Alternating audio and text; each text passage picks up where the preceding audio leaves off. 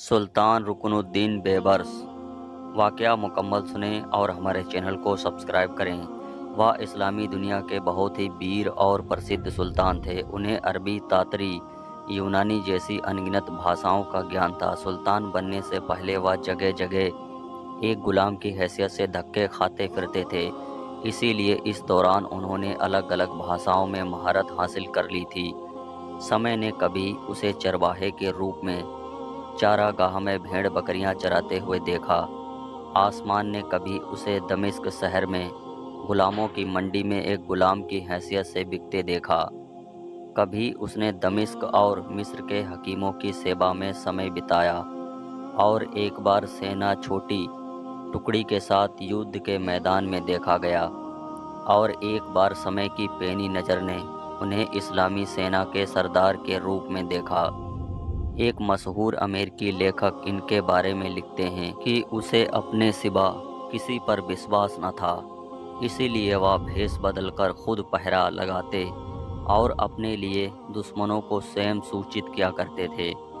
وہ اپنے ساتھیوں کو چھوڑ کر بالکل اکیلے نکل جاتے، کبھی مصر میں نظر آتے تو کبھی اگلے دن فلسطین میں نظر آتے۔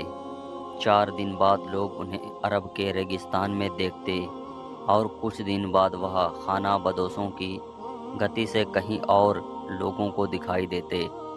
جس دن وہ اسلامی دنیا کے سلطان بنے، ان دنوں منگولوں نے مسلمانوں پر حملہ کیا اور ان کے ادھکانش چھیتروں کو نشٹ کر دیا، تتھا ہلاکو خان منگول آکرمणکاری چنگیز خان کا پوتا مسلمانوں کے علاقوں میں بے خوف گھومتا تھا۔ ایک بار سلطان ہلاکو کی سلطنت میں منگول فوجی کے روپ میں بالکل اکیلا داخل ہوا۔ کئی دن کے لگاتار سفر کے بعد وہ ہلاکو خان کے علاقوں میں داخل ہونے کے بعد گاؤں گاؤں، بستی بستی اس کے علاقوں کی جاسوسی کرتا رہتا، کیونکہ اسے الگ الگ بھاشاؤں کا گیان تھا۔ اسی لیے کسی کو اس پر شک نہ ہوا کہ وہ مسلمان ہے یا مسلمانوں کا سلطان۔ ایک دن اس نے منگولوں کے ایک شہر میں ایک باورچی کی دکان پر کھانا کھایا اور ایک برتن میں اپنی شاہی انگوٹھی اتار کر رکھ دی۔ اس کے بعد وہ اپنے علاقے میں واپس آ گیا اور ایک دودت ہلاکو خان کی طرف بھیجا اور اس سے کہلوایا، میں تمہاری سلطنت میں حالات کا جائزہ کرنے کے لیے جگہ جگہ گیا تھا۔ آموک شہر میں فلاں باورچی کی دکان پر اپنی شاہی انگوٹھی بھول گیا، کرپیا وہ انگوٹھی ڈھونڈ کر مجھے بھجوا دو، کیونکہ وہ انگوٹھی مجھے بہت پسند ہے۔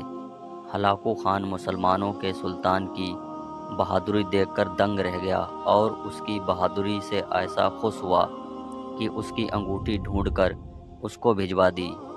منگولوں کو جب پتہ چلا کہ مسلمانوں کا سلطان خود بھیس بدل کر اس کے علاقے میں داخل ہوا تھا، تو سلطان کے ساہس اور ویرتا سے منگول بھیبھیت ہو گئے، اور وہ سوچنے لگے کہ جس سلطان کا سلطان اتنا ساہسی ہوگا تو اس کی سینا کیسی ہوگی، اور ہم اس کا مقابلہ کیسے کریں گے، کیونکہ ان دنوں روم کے ساتھ ساتھ پچھم کے عیسائیوں نے اپنے بڑے بڑے سینیہ اڈے بنا لیے تھے، جہاں سے نکل کر صلیبی مسلمانوں کے خلاف یدھ کرتے تھے۔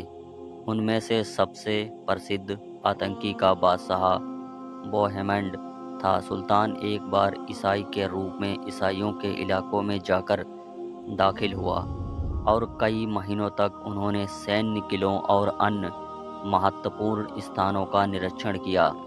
وہ لگ بھگ ایسے 22 قلعے دیکھنے میں کامیاب ہو گئے جو ان عیسائیوں کی سینیہ شکتی کا کیندر تھے، اور یہ سب کام سلطان نے اکیلے کیا۔ اس کے بعد اس نے ایک عجیب کام کیا۔ اس نے ایک قاصد اور راجدوت کے روپ میں جنگل میں ایک ہرن کا شکار کیا، اور وہ ہرن لے کر آتنکیا کے بادشاہ بوہیمنڈ کے دربار میں داخل ہوا، اور اسے وہ شکار دینے کے بعد کہنے لگا، مجھے مصر کے سلطان الملک الجاہر نے بھیجا ہے पता चला है कि आप शिकार का बहुत शौक़ रखते हैं। इन दिनों शिकार के काबिल नहीं हैं, इसीलिए उन्होंने ये ताज़ा हिरन बतौर उपहार भेजा है। इसे कबूल फरमाइए। मेरे आका आपके आभारी होंगे। कहते हैं कि सुल्तान जब ये बात करने और शिकार आतंकिया के हवाले। इस वीडियो का पहला पार्ट यहीं पर मुकम्मल होता है, दूसरा पार्ट जल्द हाजिर होगा।